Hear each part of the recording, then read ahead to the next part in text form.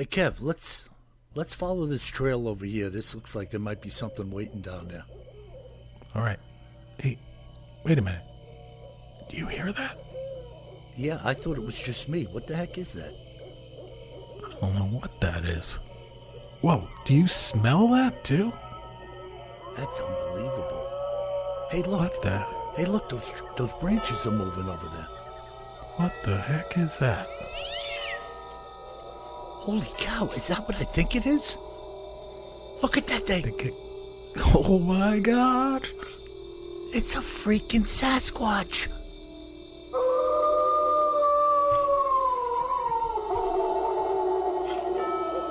Welcome to the Bigfoot Terror in the Woods Sightings and Encounters podcast. I'm your host, W.J. Sheehan. Hello, everybody, and may I welcome you once again to our show. My name is W.J. Sheehan, and for those of you who don't know me, I've authored a series of books entitled Bigfoot Terror in the Woods Sightings and Encounters, 9 volumes of which are available at Amazon in paperback and ebook. And at Audible, you could pick up volumes 1 through 8. Also at iTunes and Amazon as well. So if you're an audiophile, you can listen while you work, or listen while you ride, or listen while you're in the shower. Might be a little dangerous, but do pick up a copy of my audiobooks or my paperbacks, and you'll make me very happy. And now, my brother and co-host, KJ Sheehan. Kev, how are you? What's going on, Bill? We got plenty of audio files out there that want to make you happy.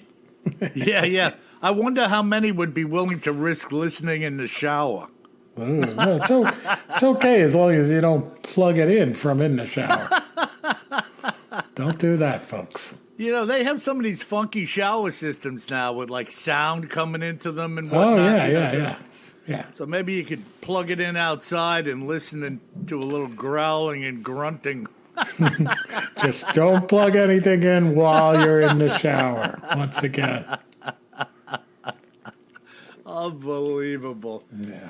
You know, I was just telling somebody yesterday, Kev, somebody passed me a video of a variety of different lightning strikes that were caught on camera. It was really very intense and incredible shots. But it reminded me, I'm not sure you were even born at this time, but I'm going to tell you something that happened at our home. Okay. You remember we had a half-acre property. Everybody in the neighborhood pretty much had a half-acre. Well, I remember when we got struck by lightning. You do? Oh, yeah.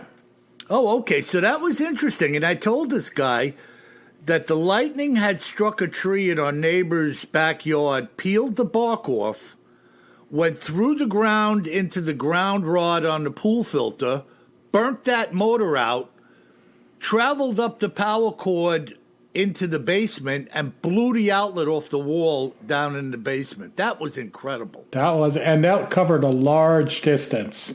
Both transits from the tree to the pool was pretty far. Yeah. And then from the pool to the house, it wasn't like it was 10 feet, you know. No, it had to be, the whole distance had to be, what do you think, maybe over 150 feet, right? I was going to say about 200 feet would be my guess. But I thought the coolest thing was how that tree, folks, this is a tree probably 100 feet tall, and it was the bark peeled off of it from top to bottom. Yeah. That was the coolest thing. That was remarkable, you know? Yeah.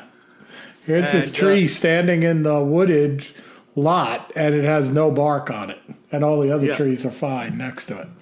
Yeah, that was amazing. So, folks, don't plug anything into the shower. And if it's lightning out, don't walk around out there. Not a good idea. Be safe. This is very powerful. Unless, of course, you're Bigfoot. I think they're immune to lightning. Well, Bill, I'm out at the coast tonight. Speaking of Bigfoot, and no, I didn't see a Bigfoot, but it's a cold winter's night out at the coast, and folks, relatively cold for me. You know, it's like 29 degrees and windy. But I was out walking on the beach in the dark, and the moonrise came up. I didn't check the calendar if it's a full moon tonight, but it looked like a full moon, and it was rising up over the ocean. One of the coolest things I get to see. It's super cool. Yeah, there's nothing like a moonrise on the ocean. And I was looking around because it was pretty quiet out there. Maybe there was a hairy man roaming around with a surfboard, doing a little moonlight surfing. Well, I shouldn't, Kev, I shouldn't say there's nothing like a moonrise on the ocean. There's something better than that. A moonrise on the ocean with a 50-pound striper on the end of your line. I thought you were going to say with a silhouette of a Bigfoot surfing a big wave. But I do like the 50-pound striper as well. Yeah. No, you got to bring in some of that surfer music, Kev.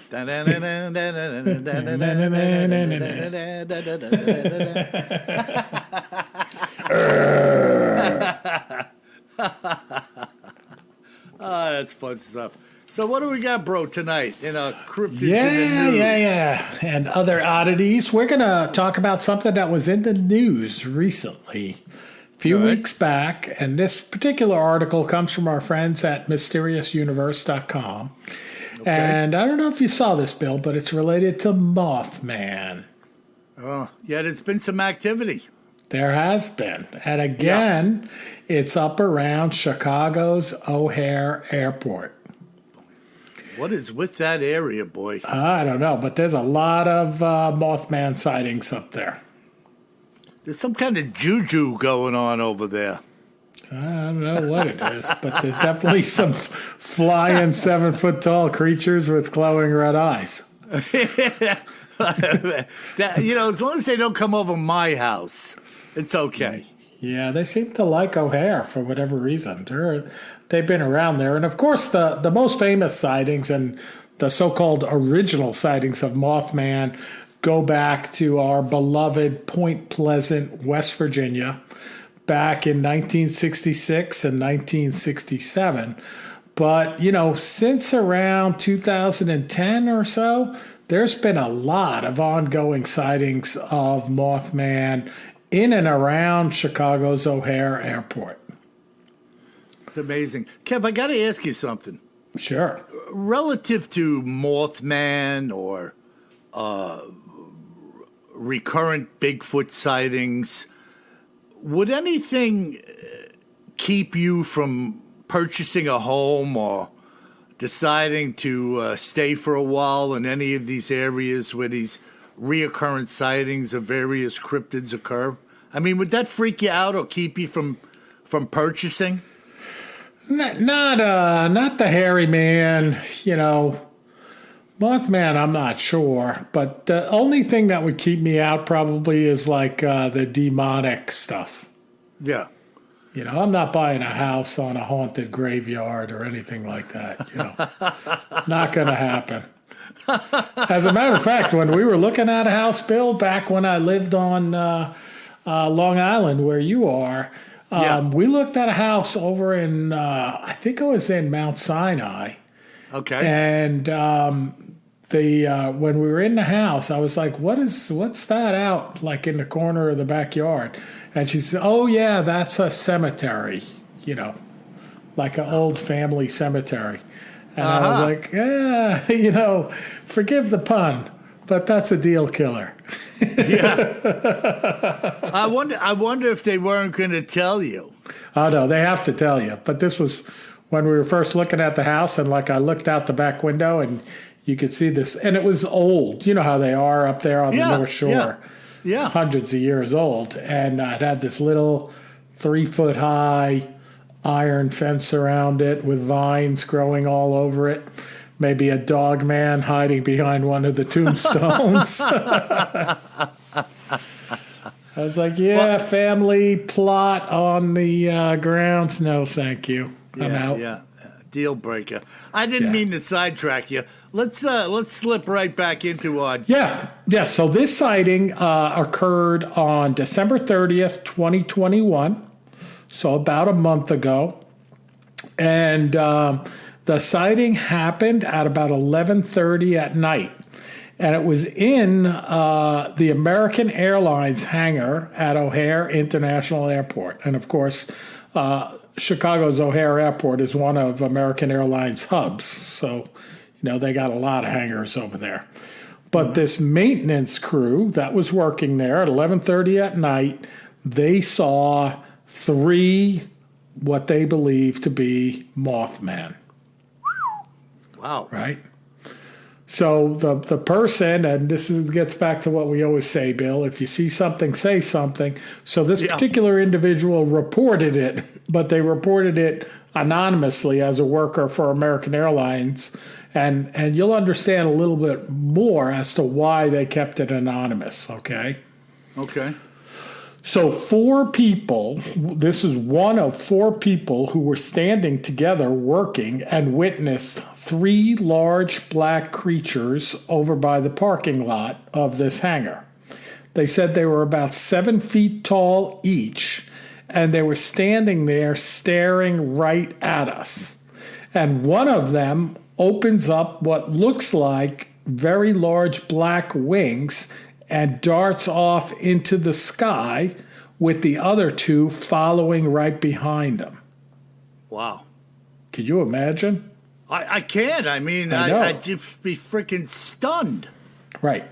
So all 3 of these, as they're taking off and flying too, they make this really loud screeching sound as they take off.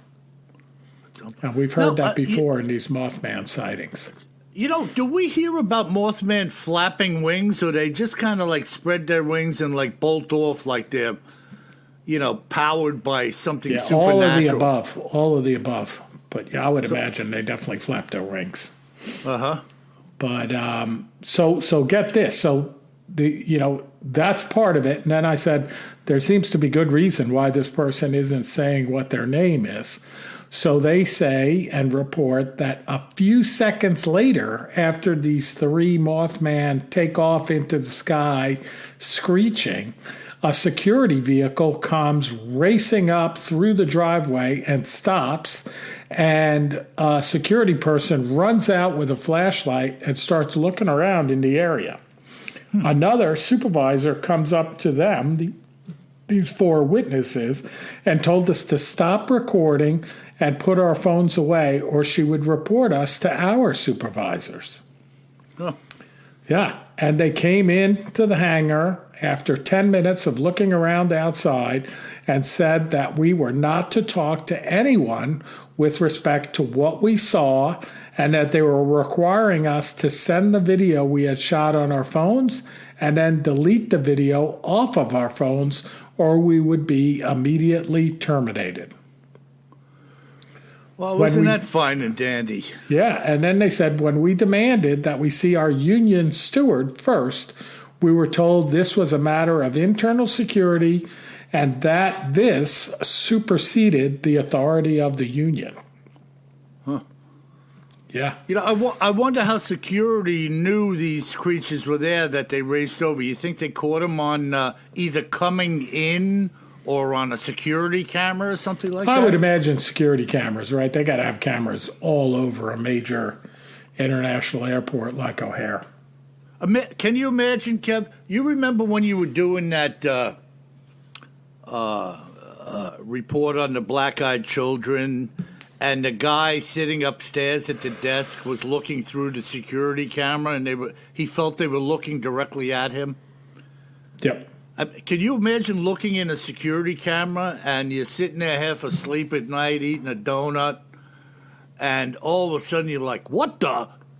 And you see these 3 Mothmen creeping around next to some building or hangar over there, and you're like, wow. It might be like, if you were my coworker, I'd be like, hey, Bill, why don't you go out there and check that out while I finish this Boston cream donut? Yeah, leave the donut with me, chubby. Because I just warmed it up in the microwave, and I don't want it to cool off. So, one thing about this, Bill, is, they shot the video, they gave up the video, right? But you can't blame them if they're going to get fired, right? That's their livelihood. But, it is a little suspicious. But, these folks that report on this stuff and collect these reports, say that they've heard of similar things happening, and that, the people being threatened by their employer, too, to turn over the videos, turn over the recordings, and don't tell anyone about it. So, that part's not that hard to believe, as there have been so many sightings over there. And you know something, Kev? Here we go again, though. What is the big deal about speaking of such things? Yep. I don't understand this whole mindset of don't say nothing, delete the file. You didn't see a Bigfoot. You saw a bear. It wasn't a UFO. It was a temperature inversion. Stop. Yep. Stop. People know what they're looking at. I don't mistake 3 bat-winged creatures with red glowing eyes for anything other than that. Especially when they take flight and zoom out of the place. Exactly. But folks, I got a shout out to you. So if you're one of these people, one of these 4 that saw it here in the end of December, but anybody that's seen a Mothman, reach out to us on the website. I want to interview you on this podcast. We'll do it anonymously, and, I can interview you on Skype. I'll record it. I'll play it back. Bill and I will talk about it. So if you got any experience with Mothman, or if you're a Mothman yourself, by the way, reach out to us at BigfootTerrorInTheWoods.com, and we'll do a little interview with you. Anonymously, of course. Right. Unless you want to be known as Mothman.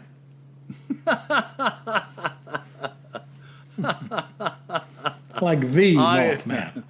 I am Mothman. Will the real Mothman please stand up?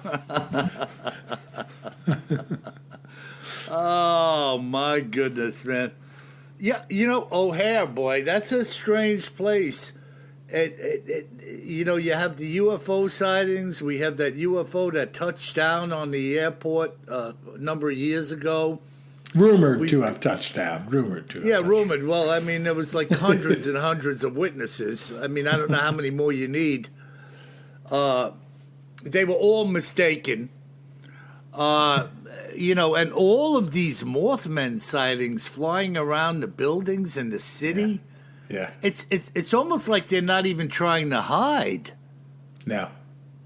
It's almost like seeing a bald eagle, right? Hey, there's a bald eagle flying around. You don't see them too often, but it could fly through the city. It's not worried about you seeing it. Yeah. Incredible, man. Freaking Mothman.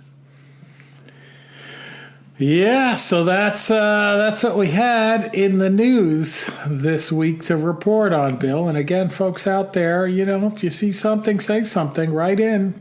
Tell us about it. Maybe we'll interview you, too. Yeah, no, very interesting. And, Kev, you've talked about that, pulling together some interviews and doing them aside from me, and then we could play them and chime in about them, Yeah. So it's a cool idea. Now, I have a great account here, and I like accounts that involve law enforcement. And I'm not one of that bandwagon where it's only feasible or credible if somebody in law enforcement reports it. But there is a certain notoriety attached to a cop telling you a story, like my neighbor Tom telling me about his UFO encounter in Port Jeff Station.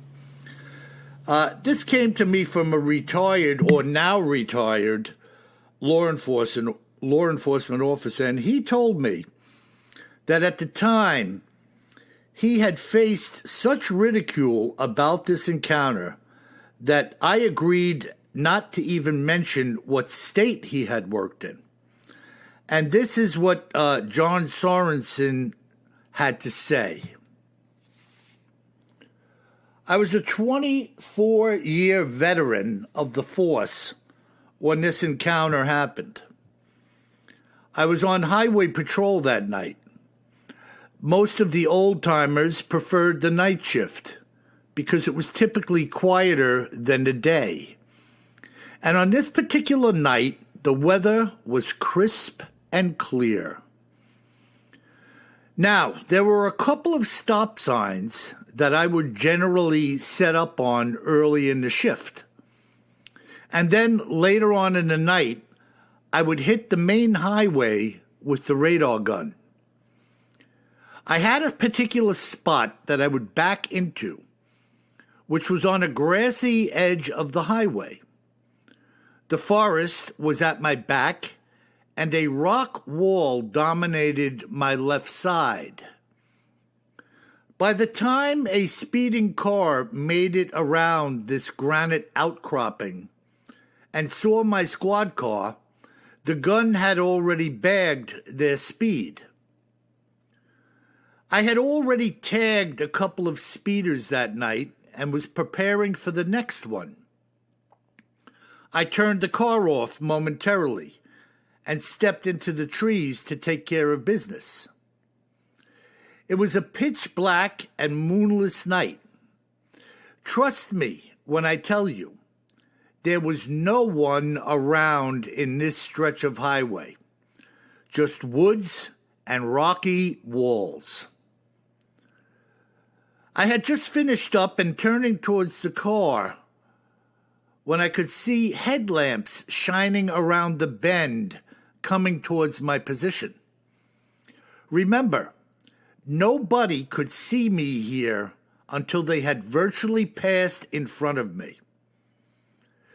Just as I had seen the glare of these oncoming lights, the car's horn started sounding, and they were leaning on it heavily. They flew by and kept going, and I had taken maybe 3 steps towards the car when a large, dark mass came into view from around the wall on my left. Whatever it was came walking along the shoulder of the highway, and it was huge. I immediately knew this was what the car had been beeping at. As I was reaching for my flashlight out of my belt loop, I said, "Hey you, stop right where you are," and hit it with the light. When I did so, it had turned toward me and growled, and its eyes were glowing red before the flashlight had even hit them. When the flashlight's beam met its face, it let out the loudest, most intense roar that you could possibly imagine. Its head held high into the air and screaming like King Kong. The mouth was wide open, and I could see its teeth. I grabbed my revolver and prepared to fire, but I didn't have time to shoot before it had fled. It took maybe 4 fast steps or leaps for it to clear all the lanes of the highway and both shoulders, disappearing into the night. I jumped into the car and started it up, flipping on the headlights, and I saw nothing. So I turned on my spotlight and moved across to the far shoulder. When I did, I caught it briefly looking in my direction, with its red eyes beaming in the darkness. The damn things were like red reflectors on a kid's bike, and it then turned and hightailed it out of sight into the woods. In total, there were 4 units on patrol that night, with the dispatcher and sergeant being back at the station. When I got on the radio, I started to tell everyone what I had seen, which frankly I didn't think would be taken as a joke, but that's exactly what happened. The chatter coming over the speaker was ridiculous, and the dispatcher told me to fill out a report when I got back. This Bigfoot had to have been 7 to 8 feet tall, and when the light hit it, I could see dark skin on its face, along with some hair that served as a beard. Its teeth were large white squares, like big chiclets, and the hair was quite long and matted. Its head and shoulders were like one unit, kind of like the turret on a tank. It was the most frightening thing that you could imagine, and then some. I don't know why I didn't pull the trigger, but when you fire a round as a cop, it's a big deal. And firing a round at a Bigfoot, well, you could just imagine how well that would go over. As the thing turned to cross the street, I saw that it must have been 5 feet across at the shoulders, and the fur on its butt was totally encrusted with leaves and crap. While it was near me, the stench which was emanating from it was sickening. The next day, I came back to the spot with my truck. I parked on the shoulder and then walked back to where it had come from. I could clearly see heavy impressions in the soft grass of the shoulder. And when I crossed over to the side where it had run from, I could see even deeper impressions. These prints were large and close to 20 inches long. You can't believe the crap I had to put up with after that night. And I retired shortly thereafter, completing 25 years of service.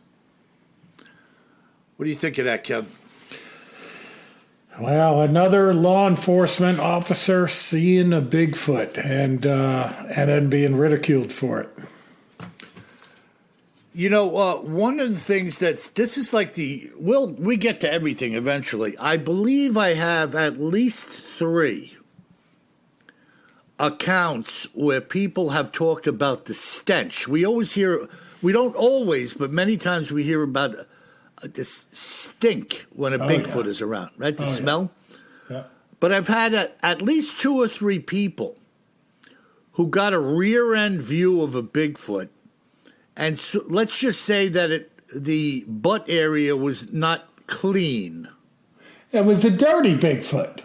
Yeah. So I'm just saying, like, if a creature had poor hygiene, let's just say, and there was stuff clumping to fur or crusting up and whatnot, that would be quite a stench as you went on, unless, of course, they could get in water and get cleaned up like you would in a pool or something, you know? Yeah, I'd say. But really, can you imagine being out there in the pitch black, walking up to your car about to get in it, and this thing comes around a rocky wall? No, I can't imagine. And I love that description, too. And I think we've heard it before, where he said, like, its head and neck, or lack of neck, that it moved like a turret on a tank. I thought that was super cool. Yeah, just like one piece, one contiguous unit, like where the shoulders turn, the head turns. Yeah. Just massive muscle, you know, like the Hulk or something like that, you know, just... Oh, super my cool. God. I'm shocked. He pulled his flashlight before his gun. I think I would have pulled the gun, but I'm not certain after listening to him that he would have pulled the trigger anyway. Unless the thing came... These guys, you know, they have a lot of training. And I know, you know, you see the exception of the crazy things you hear about on the news. But they have a lot of training. It takes a lot for them to take out a gun, you know. Yeah. They certainly have to know what they're shooting at. And if it's dark and you can't see anything, I mean, it's not like Barney Fife. They're not going to just shoot into the darkness, you know. Barney Fife. What a freaking character that guy was. He'd start fumbling with his pistol, like, I'm telling you, Kev, this is just enough. I don't know how people keep it together in such circumstances. Yeah, I don't either, Bill, and I don't think I could do as well as they do, in these accounts, and but you just don't know either until you're in that setting. But It's got to be terrifying. Again, where like that Whitehall police officer, I always talk about it when he had the sighting where he said, all of a sudden, that you're looking at something that you were told your whole life and believed your whole life previously did not exist. But yet, it's right there in front of you. Kev, he as well had pulled his gun, didn't he? Yeah, I can't recall, but he also talked about not wanting to shoot. Yeah. Right. Yeah, it's a weird thing, man. And a lot of people in a variety of different places have talked about, and I know this to be true for myself, but not with a Bigfoot experience. Yep. Something comes over them in the moment. It's almost like a mind control. Kind of like they're shut down briefly. You're not even aware of it, but you're not doing anything that, those who hear about it afterward would say, well, why didn't you do this? Why didn't you do that? Why didn't you take a picture? Why didn't you shoot? They don't get it because they're not there. And things happen to people in these moments. It's almost like you're taken over for a moment. You just kind of stand and stare. Your mind is not operating perfectly at the time. You're trying to sort out real or unreal. There's all kinds of things going on. Well, again, though, Bill, like you're looking at something. I mean, it's hard for us to imagine because we've never seen anything that, we have learned our whole life did not exist, right? Right. But, I mean, it could be you walk out your front door tonight and Count Dracula's standing there, Yeah. Goes from being a bat and materializes into Count Dracula on your front porch. And you'd be like, what the hell? And even if you had a gun in your hand, you might not shoot it because you're like, what the heck just happened? Yeah. Right? Yeah. Whereas if you saw somebody that looked like a murderer trying to break into your house, you probably wouldn't think twice. Right, because it's a human being. You know what it is. Right. He's breaking through the glass, Clearly something. a threat. Clearly something you have learned your whole life is a threat to your safety. Right. So that's a deal. That's a deal breaker, Kev, right? If it was a human doing something nefarious or perhaps threatening, we know that. But when you see something weird, there's a hesitation. Oh, yeah, no doubt about it. I mean, I don't know how I would act, but I'm sure there would be a hesitation. Yeah. Because it's just you're right. like, what is it? I don't know. Right. You're still trying to sort out what you're being presented with, and the other action is kind of secondary to that. And it's not clear in that moment that your life is in danger. I know that probably sounds silly because you got this 7-foot giant thing in front of you, but you don't know what it is. Yeah, and he's talking about 5 feet at the shoulders. Oh, yeah. That is just like, I mean, who am I to argue with this guy? The thing was in front of his squad car and he was next to it. How far could it be away? 15 feet? Yeah. By the way, if you see Count Dracula tonight, give me a call. Yeah. I'll give you a call. It's okay to wake me up with that call. Yeah. I'll give you a call after I blow his cape off of him.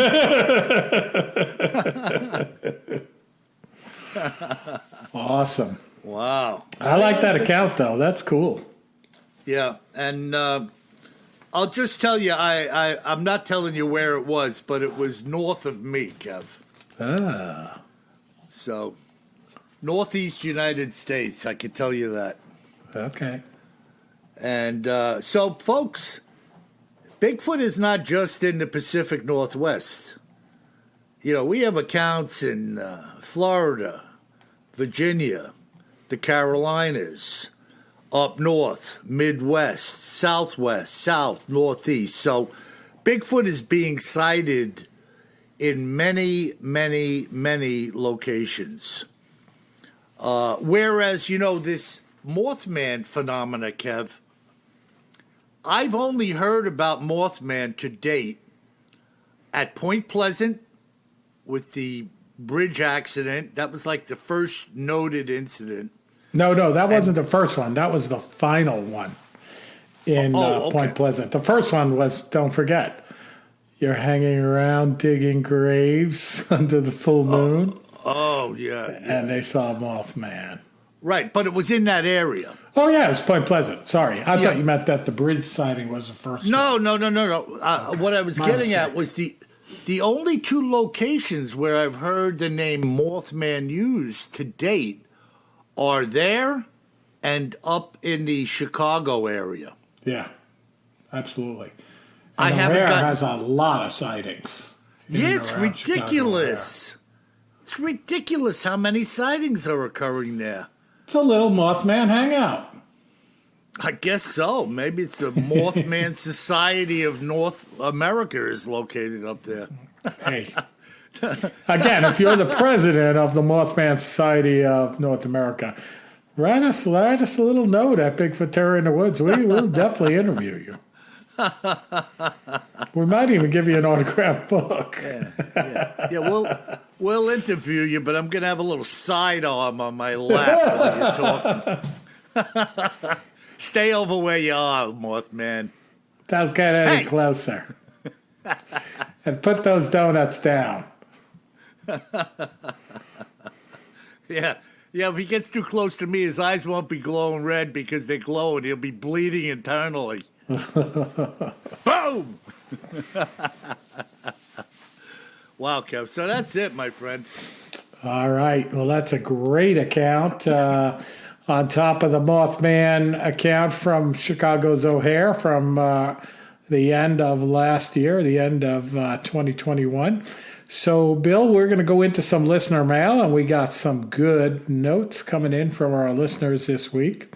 The first one is from Tom, and I think he's from Wisconsin. He doesn't say where he's from, but he's writing about stuff that happened in Wisconsin. So, okay.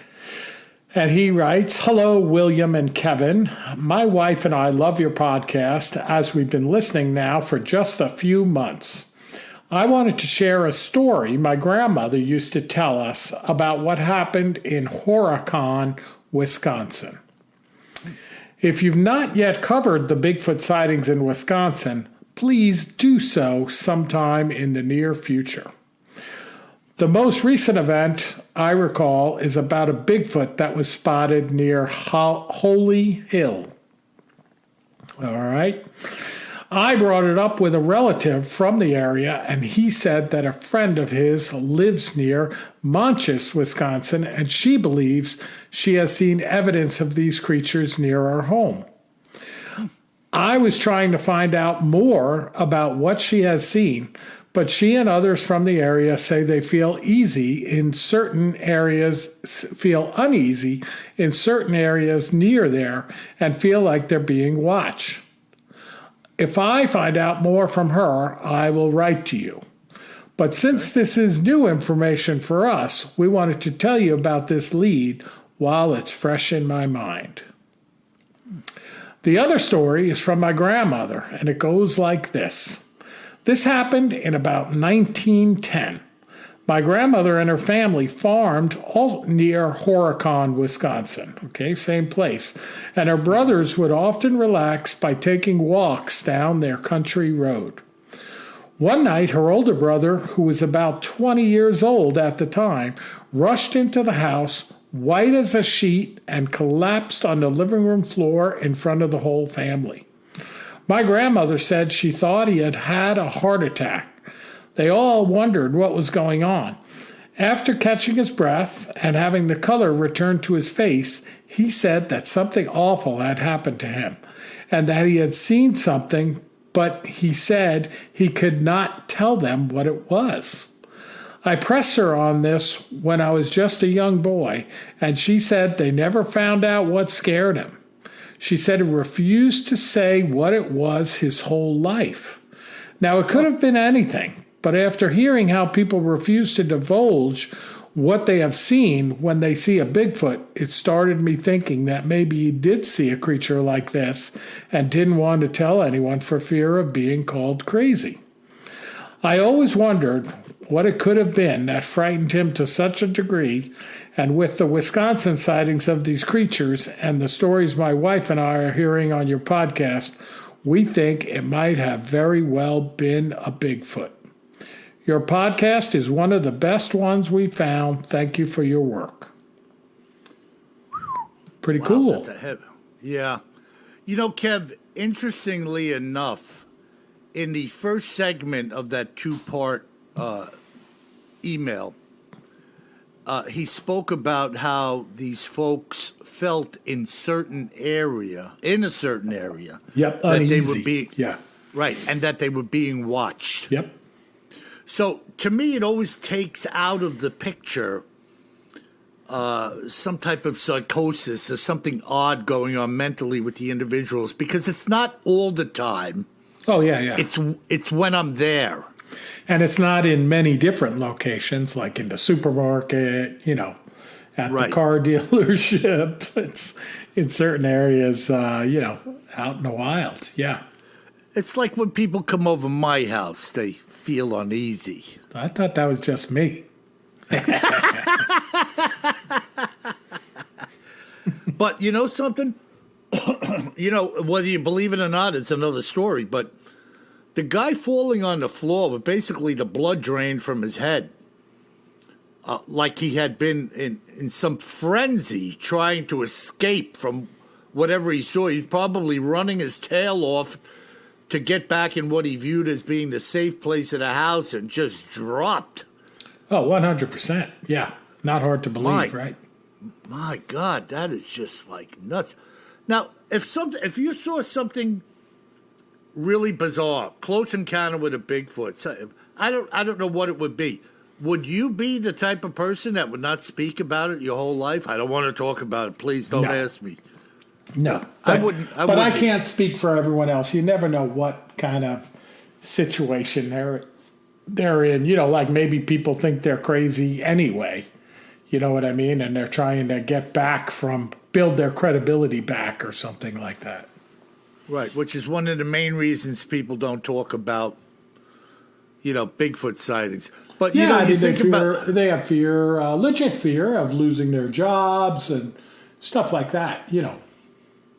Yeah, many people during times of war have witnessed horrific things and just don't even want to speak about it, even if, you're interested. Please tell me what happened. Well, look at our father, Bill. Yeah. I'm sure he saw some weird stuff over in the jungles in the Pacific, and he never talked about it at all. Yeah, it's enough. I've had enough. No more. Yeah. It is. There are things out there that can take hold of you, and you just prefer not to speak of it or relive it. 100%. Yeah. So again, we fall back to those who say, "Why didn't this person do that?" Why? You have no idea what you're talking about, my friend. Yeah, you're not them.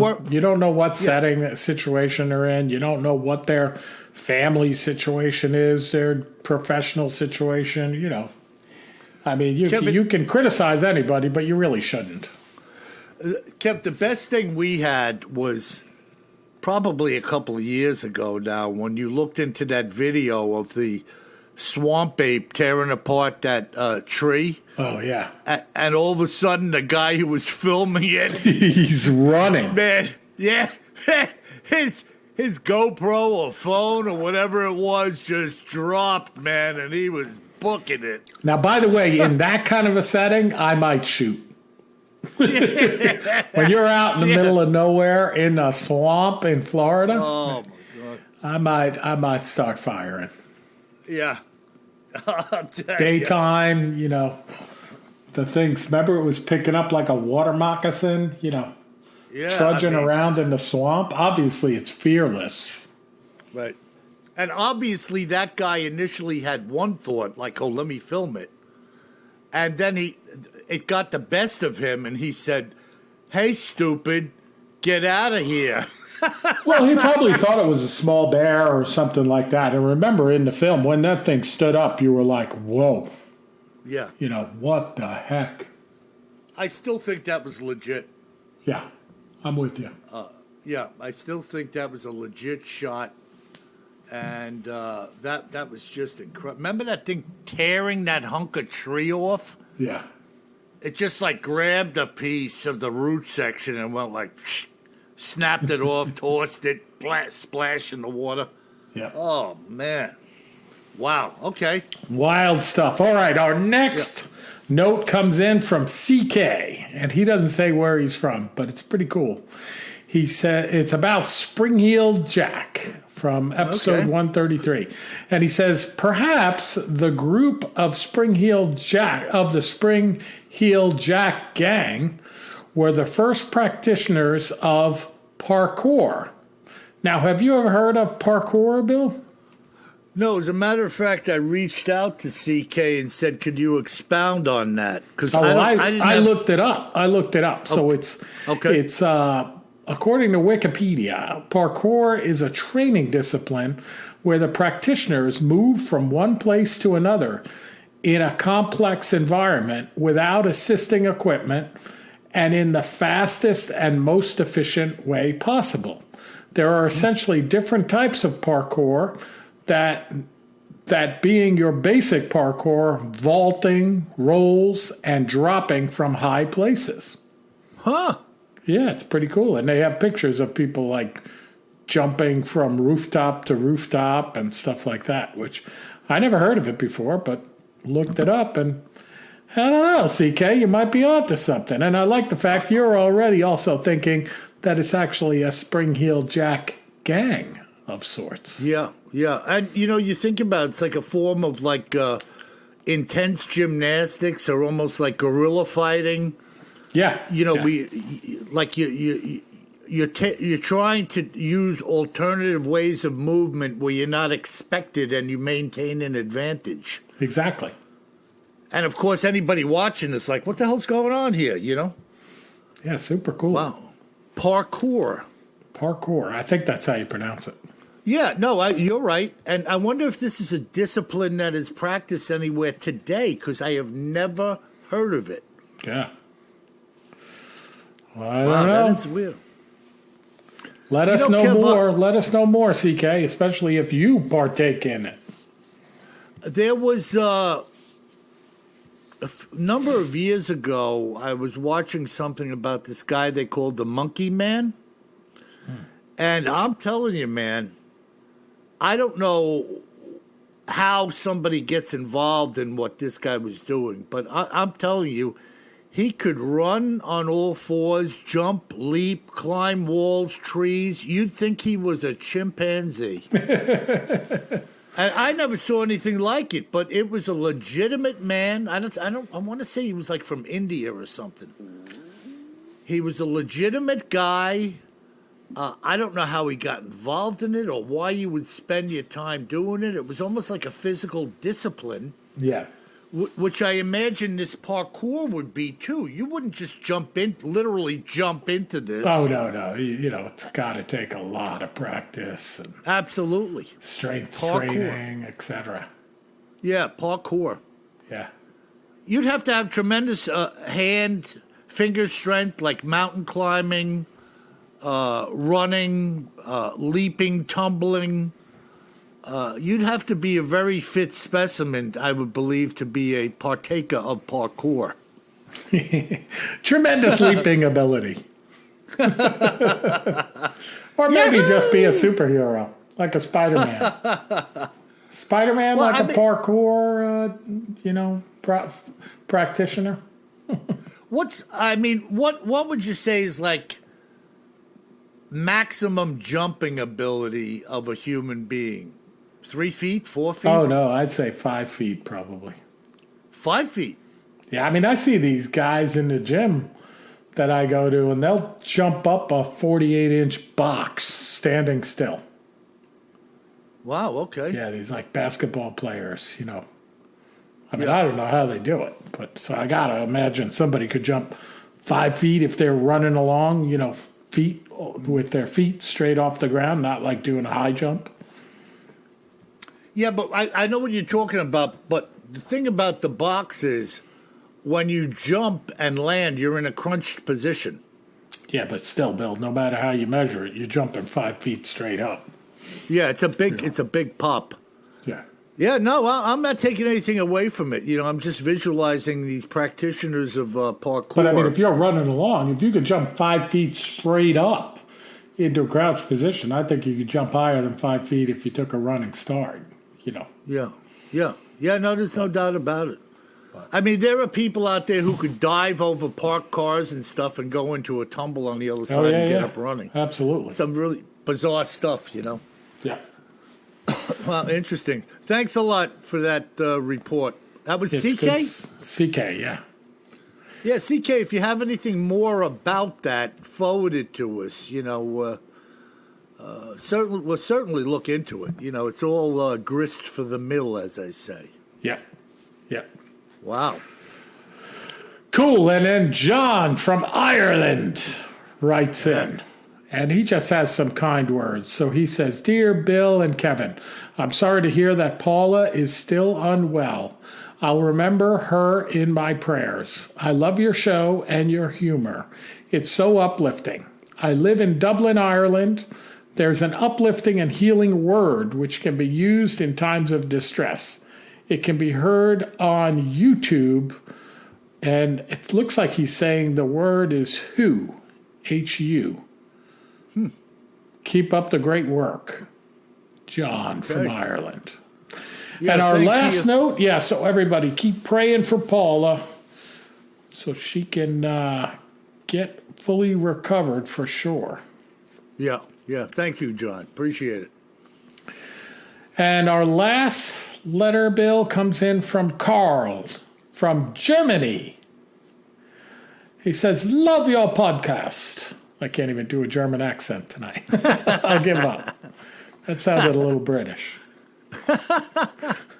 Please report on some of the cryptid sightings that we have in my homeland. If you look into it, the Black Forest can be quite a mysterious place. Keep up the good work, my brothers. Carl. Wow. Yeah. So I will definitely look into the Black Forest. Yeah. They don't call it black for nothing, man. I've been to the Black Forest. It's pretty cool. Yeah. Very cool. I like Germany a lot, probably because of some of our roots there. Yes, we got some roots over there. No Nazi roots, folks. No, just Germanic roots. Yeah. Early German roots. Yeah. But that's, Kev, it's really neat. Sometimes out of the blue, I'm thinking about the audience, who's where. When we look at our statistics and we see where downloads come from. Oh, yeah. All over the planet. Yep. I mean, there are just people sitting in the middle of here or there or anywhere tuning into Bigfoot Terror in the Woods sightings and encounters. That is like so bizarre to me. Well, remember, Bill, when we started, we just started our 4th season, folks. And, we say it a lot, but, Bill and I live 600 miles apart. We had this idea of doing this podcast, doing it remotely from one another on a weekly basis. And then after we pulled it off from a technology standpoint, it was kind of like, I wonder if anybody will even listen to this, Bill. And boy, did they start listening. And the mail starts to come in like crazy. And we love it. It keeps us going. So thank you so much. Thank you for all the support. Thank you for the prayers for Paula. And if you haven't left us a 5-star review lately, please do so. Those 5-star reviews are virtually the only means we have of attracting new listeners to the podcast. And by getting new listeners and subscribers to the podcast, which, by the way, if you haven't hit the subscribe button, please do that too. But those 5-star reviews are the only way we get the new listeners. And by getting new listeners, we're able to keep our schedule and keep producing a quality product for all of you. So thank you so much. Yeah. And by the way, folks, if you should be walking anywhere, Wisconsin, the Black Forest, wherever it may be, you best remember one thing, my friends. Always carry more gun than you think you're gonna need. Sleep tight.